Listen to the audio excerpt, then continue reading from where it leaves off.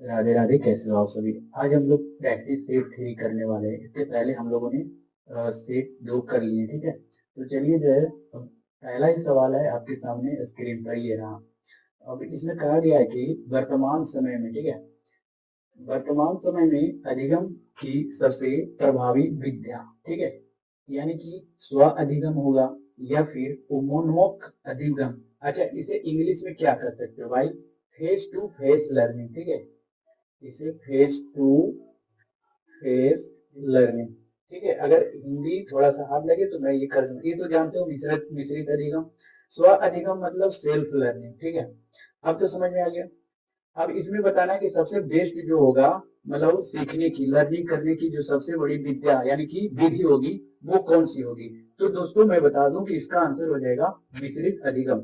भाई मिश्रित अधिगम में क्या होता है कि आप जो है सभी, यानी कि जो नॉलेज होते हैं, यानी कि सारे मिक्स करके हाइब्रिड, समझते हो, ये हाइब्रिड और लचीलापन प्रदान करता है, ठीक है। तो ये मिश्रित अधिगम जो होता है, ये दोनों आ जाता है, स्व अधिगम और फेस टू फेस लर्निंग दोनों की जो हो जाता है इसमें शामिल हो जाता है।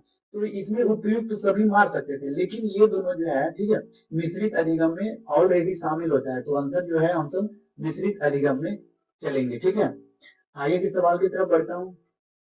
ये सेकेंड सवाल हो गया। उद्देश्य, यानी कि उद्देश्य समझते हो, आपका जो उद्देश्य होना चाहिए सीखने की, ठीक है। तो उद्देश्य में क्या होता है, डैश में अमृत, अमृत मतलब अब्स्ट्रैक्ट अवधारणाएं शामिल हो सकती है।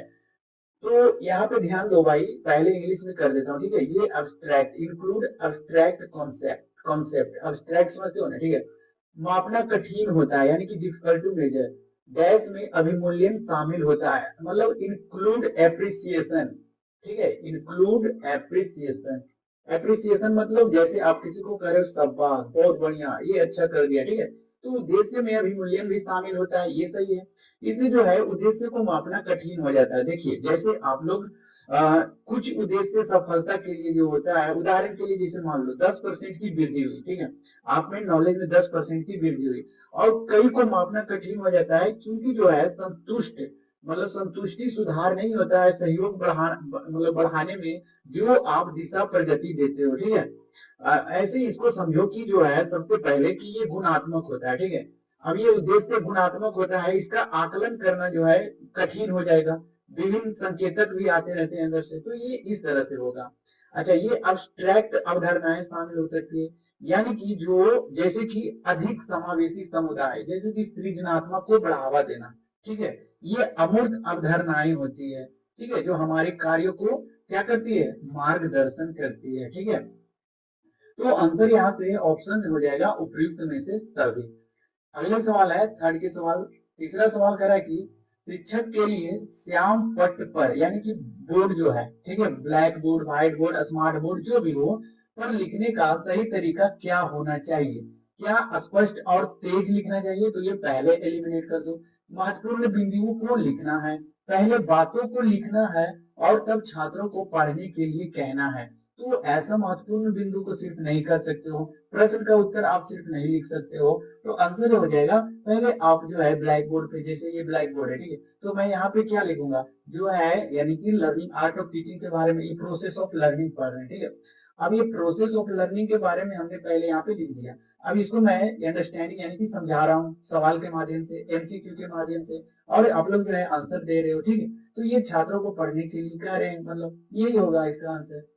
अगला सवाल है, ये पूर्ण सवाल हो गया, निर्माणात्मक। अच्छा, ये निर्माणात्मक मूल्यांकन का उद्देश्य क्या होता है, ये पर्पस ऑफ, इसे इंग्लिश में कर सकते हो फॉर्मेटिव असेसमेंट। फॉर्मेटिव असेसमेंट समझते हो, जो यानी कि हाफ ईयरली या मंथली टेस्ट होते हैं स्कूल में, विद्यालय में, ठीक है। तो ये सब हो गया फॉर्मेटिव असेसमेंट में आता है। और समेटिव असेसमेंट में क्या आता है भाई, तो समेटिव असेसमेंट में आप देखोगे कि जो है साल में दो टेस्ट होते हैं, एक हाफ ईयरली होते हैं, ठीक है, और एक फुल ईयरली यानी कि लास्ट में होते हैं। तो ये लास्ट ईयरली एग्जाम होता है, ठीक है, जैसे 10th का बोर्ड का होता है, 12th के बोर्ड का होता है, तो इस तरह से आप समझ सकते हो। तो निर्माणात्मक, ठीक है, यानी कि पर्पस ऑफ फॉर्मेटिव असेसमेंट क्या होता है, तो शिक्षण अधिगम प्रक्रिया को प्रगति देना, ठीक है, प्रोसेस यानी कि क्या करने, लर्निंग प्रोसेस में, टीचिंग में, ठीक है, प्रोग्रेस को देखना। अच्छा, अब इसमें क्या होता है, शिक्षण अधिगम प्रक्रिया का सुधार करना, यानी कि इम्प्रूवमेंट हुआ कि नहीं बच्चों में, स्कूल में, ठीक है, बच्चों के, तो ये भी देखना। तो उपयुक्त में से दोनों हो जाएगा, इसका आंसर कौन सा हो जाएगा, उपयुक्त में से दोनों।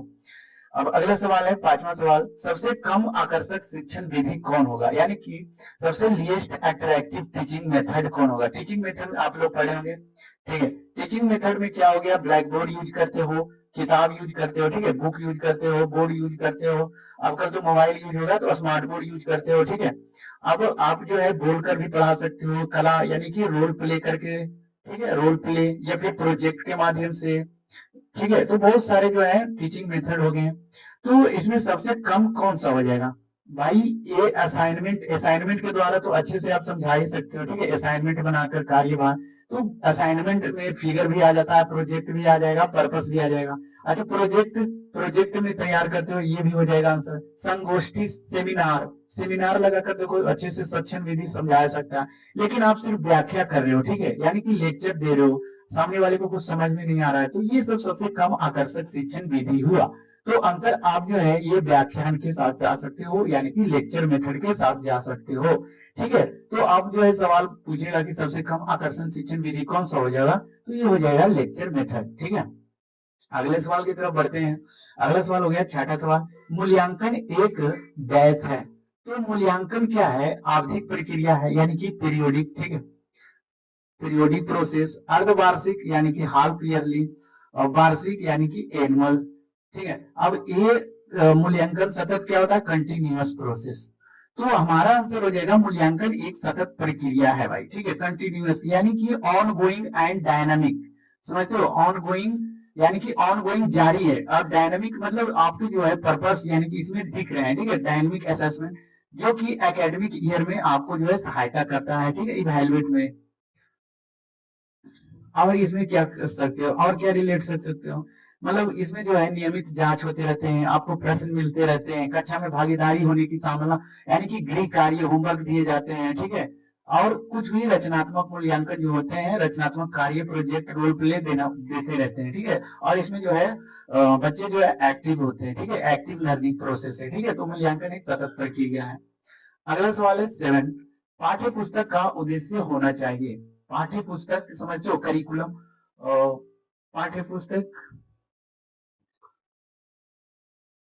ये करिकुलम पाठ्यचर्या होता है, ठीक है, सॉरी, पाठ्य पुस्तक होता है टेक्स्ट, टेक्स्ट बुक का उद्देश्य क्या होता है, तो ये गाइड करता है, ठीक है, यहाँ पे मार्गदर्शन, तो गाइड करता है भाई, ठीक है, टीचिंग में, लर्निंग में, ठीक है, पर्टिकुलर सब्जेक्ट को बारे में, क्या क्षमता को कम करता है, नेगेटिव टर्म हटा देना, ये नहीं होगा, ये नहीं होगा, आंसर हमारा ऑप्शन 1 ही हो जाएगा, ठीक है। अगला सवाल 8 सवाल, ऐसा ज्ञान जिसका संबंध तथ्यों से होता है वह डैश कहलाता है, यानी कि फैक्ट रिलेटेड होता है, तो इसे कहते हैं फैक्चुअल, ठीक है, फैक्चुअल नॉलेज। आंसर हमारा यही होगा, फैक्चुअल नॉलेज, ठीक है। अच्छा सर, ये कॉन्सेप्ट नॉलेज क्या हुआ, तो कॉन्सेप्ट नॉलेज में इसमें बॉर्डर कॉन्सेप्ट रहता है, यानी कि प्रिंसिपल होते हैं, सिद्धांत होते हैं, रिलेशनशिप कोई सब्जेक्ट से स्पेसिफिक होते हैं, यानी कि कोई सब्जेक्ट में, जैसे मैथ का थ्योरम है, ठीक है, तो ये क्या हुआ, मैथ से रिलेटेड हुआ थ्योरम। अच्छा, अधिसंज्ञानात्मक, ये मेटाकोग्निटिव नॉलेज क्या होता है, इसमें क्या होता है, प्लानिंग करते हैं, मॉनिटरिंग करते हैं, और इसे इवैल्यूएट करते हैं, ठीक है, तो ये इवैल्यूएट लर्निंग। अब प्रक्रियात्मक, ये प्रोसीजरल नॉलेज क्या होता है, प्रक्रियात्मक, ये प्रोसीजरल नॉलेज होता है नोइंग हाउ टू परफॉर्म, ठीक है, यानी कि कैसे परफॉर्म किया, how to perform task procedure, यानी कि टास्क के बारे में जो है आपने कैसे, प्रक्रियात्मक ज्ञान, यानी कि स्पेसिफिक फैक्चुअल, कोई भी स्पेसिफिक पर्पस रहता है इसमें, और फैक्चुअल तथ्य में सभी को पता है कि इसमें कोई मतलब इंफॉर्मेशन रहता है, ठीक है, जिसके बारे में हम कह रहे हैं, यानी कि फैक्ट रहता है, समझ में आ गया, डिटेल रहता है, डाटा रहता है, सब इंक्लूड रहता है इसमें तथ्यात्मक ज्ञान में। अगला सवाल है 9 सवाल, शिक्षण की पारंपरिक विधि की विशेषता है, शिक्षण की पारंपरिक विधि की विशेषता है ये। अब इसमें क्या करा है कि खल्ली एंड वार्ता, समझना, इसमें खल्ली एंड वार्ता क्या होता है, यहाँ पे ध्यान दो, खल्ली यहाँ पे लिख दिया मैं, इसका मतलब होता है मौखिक निर्देश, यानी कि आप बोलकर किसी को डायरेक्शन दे रहे हो, ठीक है, ये हो गया मौखिक निर्देश। और वार्ता मतलब होता है चर्चा, सभी को पता है वार्ता मतलब चर्चा। अब इसमें समझो ये पारंपरिक शिक्षण कैसे है। सबसे पहले जहां ज्ञान जो होता है मुख्य रूप से शिक्षक द्वारा सबसे पहले तो मौखिक रूप में ही दिया जाता है, ठीक है। अब मौखिक रूप में इसे जानकारी के मतलब जानकारी समझकर छात्र सुनते हैं और फिर जो है एक दूसरे में चर्चा के रूप में आप मतलब भाग लेते हैं, ठीक है। जैसे क्वेश्चन डिस्कस करते हैं इसके बारे में, रिलेटेड टॉपिक के बारे में। तो ये जो है यह विधि शिक्षक केंद्रित भी कहलाता है, ठीक है। ये विधि शिक्षक केंद्रित होती है और जिसमें जो होता है कि शामिल मतलब कि समस्या समाधान अनुभव, छोड़िए सब ज्यादा हो जाएगा टॉपिक, ठीक है। तो इसका आंसर हो जाएगा खली और वार्ता। अगला सवाल हो जाएगा, ये 10 सवाल है। इसमें सामग्री अधिगम का अनुभव और अधिगम की गतिविधि शामिल होती है। मतलब किसमें जो होता है अधिगम का अनुभव और अधिगम की गतिविधि शामिल होती है। तो सबसे पहले इसमें ध्यान दो कि पाठ्यचर्या करिकुलम ये आंसर हो जाएगा। और ये हो जाएगा कि इसमें सामग्री अधिगम अनुभव जो होता है शामिल होता है, ठीक है। तो आंसर यही हो जाएगा, टेक्स्ट बुक हो जाएगा, पाठ्यक्रम, कार्यभार समझियो। अच्छा, इवैल्यूएट आकलन क्या होता है, कार्यभार क्या होता है, असाइनमेंट होता है, ठीक है, असाइनमेंट। और ये आकलन क्या होता है, असेसमेंट होता है, ठीक है। तो यहाँ पे हो जाएगा करिकुलम पाठ्यचर्या हो जाएगा, ठीक है। और ये हो जाएगा सिलेबस। समझ में आ गया। अगला सवाल क्या कह रहे हैं, और ये हो जाएगा 11वां सवाल, शिक्षण पद्धति किसके द्वारा निर्धारित की जाती है, यानी कि टीचिंग मेथड किसके द्वारा डिसाइड होता है। तो छात्र की प्रकृति, उसकी आयु के अनुसार, विशेषज्ञता यानी कि एक्सपर्टाइज, यानी कि टीचर जो है मैथ के हैं एक्सपर्ट है कि नहीं, साइंस के हैं एक्सपर्ट है कि नहीं, ठीक है, कंप्यूटर के हैं, तो सारे में एक्सपर्ट होना चाहिए। शिक्षक का सबसे पहले ऑब्जेक्टिव होना चाहिए, ठीक है, उद्देश्य होना चाहिए, इंस्ट्रक्शन। तो ये सब जो हो जाएगा शिक्षा का उद्देश्य, शिक्षा की विशेषज्ञता, छात्र की प्रकृति और उसकी आयु के अनुसार, तो उपयुक्त में से सभी हो जाएगा इसका आंसर। अगला सवाल है, ये 12 सवाल है, विफलता हमारा सबसे अच्छा शिक्षक हो सकता है कब, कैसे, यानी कि आप बार बार फेल हो रहे हो और ये फेलियर से आप क्या सीख सकते हो, कैसे। तो हम पहले से ज्यादा परिश्रम करते हैं, ये तो करते ही है, विफलता कारणों को जानते हैं, ये भी जानते हैं। तो हम विफलता के कारणों को जानते हैं और फिर उसे प्रोत्साहित होकर, ठीक है, हम पहले की तुलना में जिस सब्जेक्ट, जिस टॉपिक पे, जिस विषय पे कमांड कम होता है उसमें ज्यादा अधिक परिश्रम करते हैं। तो हमारा आंसर इस तरह से हो जाएगा ऑप्शन सी।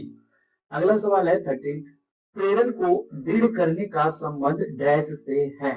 अच्छा, प्रेरण यानी कि फेलुअर तो भी पढ़ लिए ना भाई। तो सेट इंडक्शन इसे कहते हैं, क्या कहते हैं, सेट इंडक्शन। अब ये प्रीवियस नॉलेज से रिलेटेड है, न्यू नॉलेज से, या फिर स्पेसिफिक ऑफ ऑब्जेक्ट, ये तो होगा नहीं भाई, स्टेटमेंट ऑफ वो होगा नहीं। तो नवीन ज्ञान जो होता है किसी खोज में होता है, सर्चिंग में होता है, कोई नॉलेज यानी कि न्यू चीज सीख रहे हो उसमें पूर्व ज्ञान में नवीन ज्ञान जो होता है मिलता है। लेकिन पूर्व ज्ञान जो होता है, ठीक है, सेट इंडक्शन में, यानी कि प्रेरण की दृढ़ की, यानी कि ये जो है संबंध बताता है, यानी कि क्या बनता है, रिलेट करता है, ठीक है, अपकमिंग लेसन में, मतलब आने वाले लेसन से। तो ये पूर्व ज्ञान हो जाएगा, ठीक है। अगला सवाल है 14, पाठ्यचर्या का सिद्धांत क्या है, प्रिंसिपल ऑफ करिकुलम। तो विषय वस्तु आ जाता है, इसमें आ जाता है एक्टिविटी, ठीक है, और इसमें स्टूडेंट तो रिलेट होंगे, स्टूडेंट तो इसमें रहेंगे ही, विषय वस्तु में सब्जेक्ट मैटर करता है। तो उपयुक्त में से सभी हो जाएगा, इसका आंसर हो जाएगा, ठीक है। अगला सवाल है, ये कितना हो जाएगा 15। अब 15 सवाल है भाई, एक सेकेंड,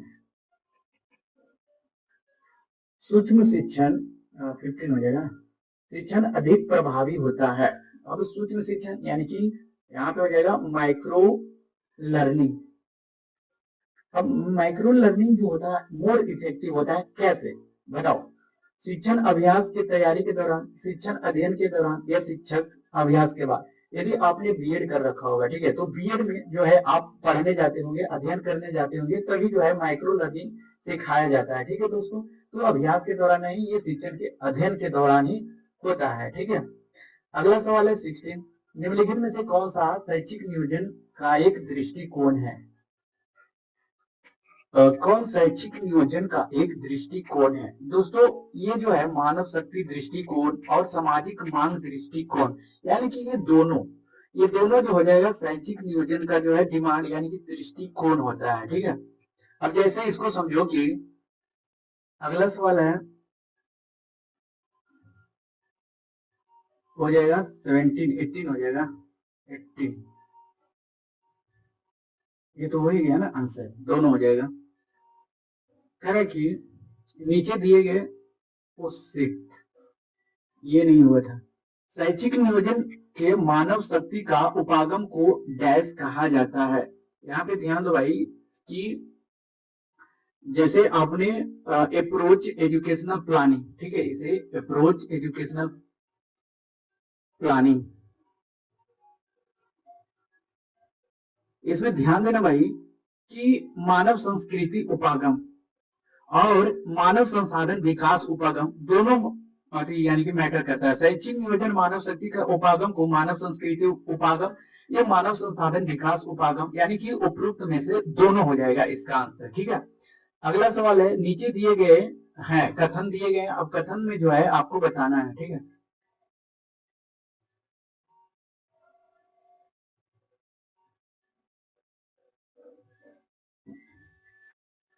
शिक्षण को प्रभावी प्रगतिशील दृष्टिकोण का एक मूलभूत सिद्धांत है। शिक्षा केवल आजीविका की तैयारी नहीं अपितु यह अपने आप में संपूर्ण जीवन होना चाहिए। तो ये कथन सही है। ठीक है, अब देखो एक वैज्ञानिक थे, कौन थे भाई?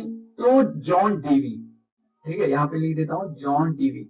इन्होंने कहा था कि शिक्षा जीवन की तैयारी नहीं है। यहाँ पे ध्यान देना, शिक्षा ही जीवन है, उन्होंने कहा था।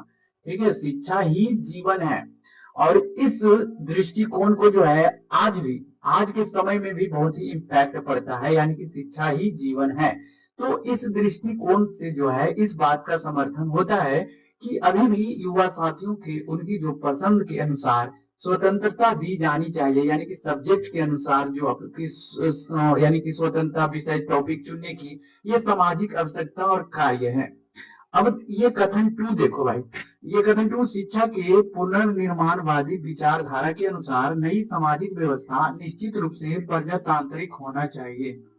तो इसका आंसर जो है पुनर्निर्माण यानी कि दोनों सत्य होना चाहिए। देखो दूसरा कथन क्यों सही है कि जब आप, ठीक है, सामाजिक पुनर्निर्माण बाद करा कि जो आज के प्रासंगिक यानी कि सिद्धांत पे कार्य करता है, और ये जो है सभी छात्रों को, जो भी छात्र समग्र शिक्षा और चिंतन करते हैं, चिंतन कौशल से विकसित करने की बात करते हैं, ये जो है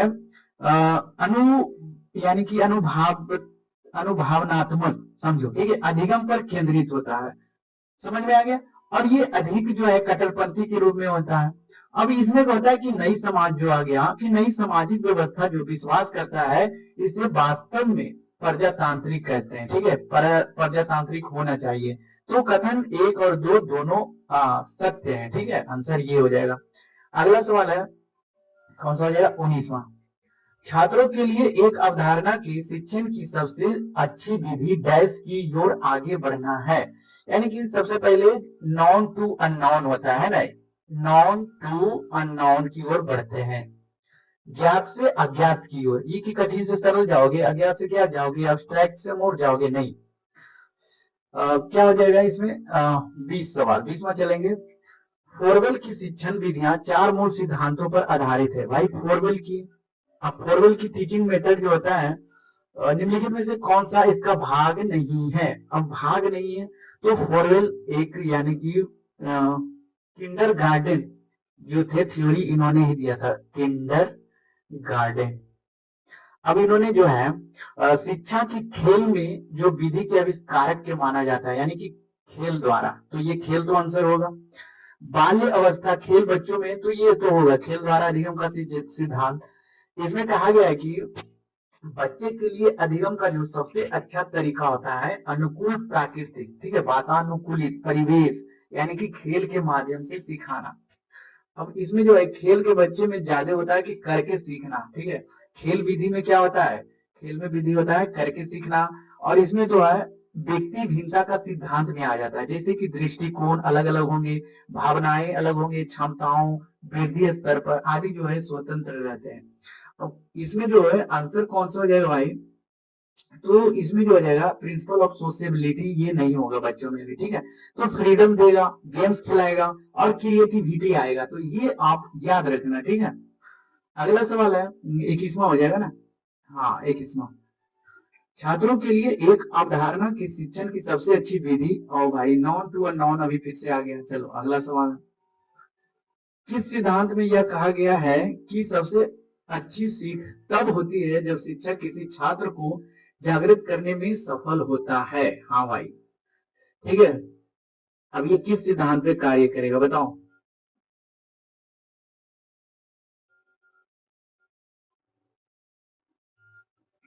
प्रेरणा की सिद्धांत, उत्तेजना का सिद्धांत, लक्ष्य निर्धारण का सिद्धांत या साहचर्य का सिद्धांत।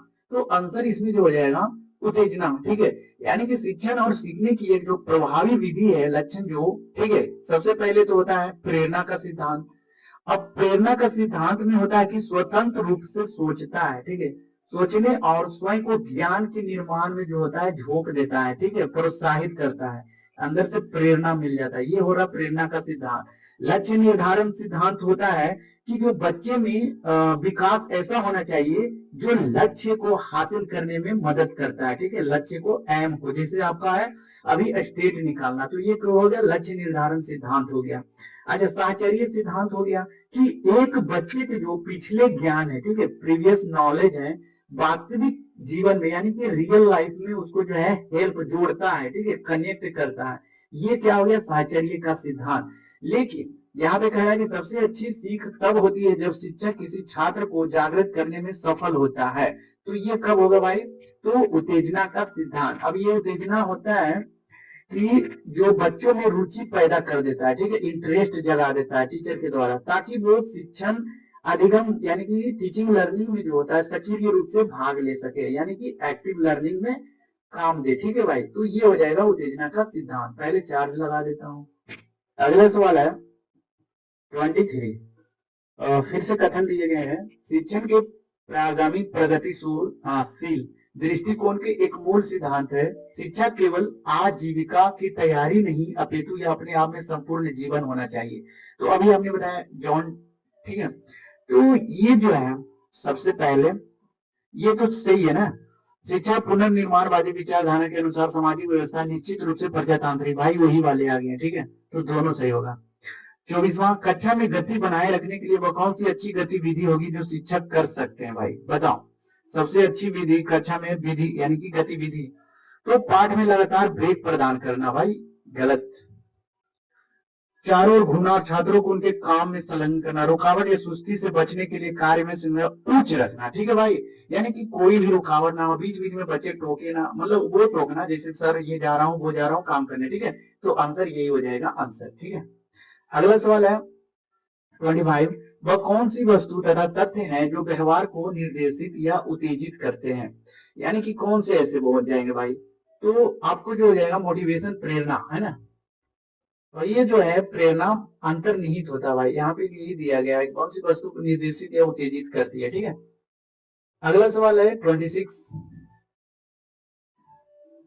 शिक्षण सिद्धांत का ज्ञान एक अच्छे शिक्षक के लिए होना चाहिए, शिक्षक सिद्धांत एक अच्छे के लिए होना चाहिए, क्योंकि क्यों होगा भाई, तो इसमें जो होगा शिक्षण सिद्धांत का ज्ञान एक अच्छे शिक्षक के लिए होना चाहिए, तो ये सामग्री को रोचक बनाने में मदद करता है, अनुशासन बनाए रखने में मदद करता है, सरल तरीकों से सामग्री को समझने में मदद करता है, इससे समय की बचत होती है, तो ये होगा नहीं। अब इसमें देखो भाई कि वंचित वांछित जो लक्ष्य होता है उसकी उपलब्धि के लिए क्या होगा कि पहले शिक्षण सिद्धांत किसमें शामिल होता है, ज्ञात से अज्ञात की ओर, यानी कि नॉन टू अननोन होता है, सरल से कठिन होता है, मूर्त से अमूर्त होता है, ठीक है, मूर्त से अमूर्त होता है, आगमन से निगमन होता है, आगमन से क्या होता है, निगमन होता है, ठीक है। तो ये पाठ्य वस्तु को जो होता है रोचक बनाता है, ठीक है। अब ये जो है सामग्री रोचक बनाने में मदद करता है भाई, ठीक है, तो यही हो जाएगा शिक्षण सिद्धांत। शिक्षण सिद्धांत में हमने बताया ये सब, ठीक है, शिक्षण सिद्धांत सरल से कठिन, ठीक है, ज्ञान से अज्ञात की ओर, मूर्त से मूर्त की ओर, ठीक है, आगमन से निगमन की ओर, ये सब होता है। अगला सवाल 27वां, सफलता की आवश्यकता, सफलता के लिए प्रत्याशा और सफलता का प्रोत्साहन मूल्य तीन प्रेरक कारक हैं जो निम्न में से किसकी मजबूती को निर्धारण करते हैं। भाई यहाँ पे ध्यान दो कि आंसर हो जाएगा कि आप जो भी उपलब्धि करते हो, ये प्रेरणा हो गया, ठीक है। सफलता, इतना मान के चलो, सफलता के लिए दृष्टि जो भी होगा, ठीक है, यानी कि उपलब्धि प्रेरणा इसी से निर्धारित होती है, मजबूती। अगला सवाल है 28, निम्नलिखित में से कौन सा शैक्षिक नियोजन एक दृष्टिकोण है। शैक्षिक नियोजन दृष्टिकोण हो जाएगा मानव दृष्टिकोण, सामाजिक मांग दृष्टिकोण। आंसर हो जाएगा दोनों। 29, शैक्षिक नियोजन का मानव शक्ति उपागम को डैश कहा गया है। तो मानव संस्कृति उपागम, मानव संसाधन उपागम दोनों हो जाएगा, ठीक है। अगला सवाल है 13, निम्नलिखित में से कौन सा पार यानी कि स्कैप फोल्डिंग का एक उदाहरण है। तो भाई स्कैप फोल्डिंग का उदाहरण कौन सा हो जाएगा बताओ। छात्रों को प्रेरक व्याख्यान देना, पूछताछ से प्रोत्साहित किए बिना भौतिक और भौतिक दोनों पुरस्कार प्रदान करना, संकेतक और सूचना प्रदान करना और महत्वपूर्ण समय पर प्रश्न पूछना, ये हो जाएगा स्कैप फोल्डिंग, ठीक है। अच्छा, स्कैप फोल्डिंग पार समझते हो भाई, यह एक तकनीक होता है, ठीक है, यानी कि टीचर के पास ये मतलब रहना चाहिए। ये जो होता है जिसमें शिक्षक कुछ संकेत देते हैं और महत्वपूर्ण समय पर बच्चों को जो है सवाल आंसर करते रहते हैं, ठीक है। तो ये रहा आज का जो है, आज हम लोग इतना यानी कि 30 सवाल कर लिए। प्रैक्टिस सेट 2 मिलते हैं नेक्स्ट वीडियो में। धन्यवाद।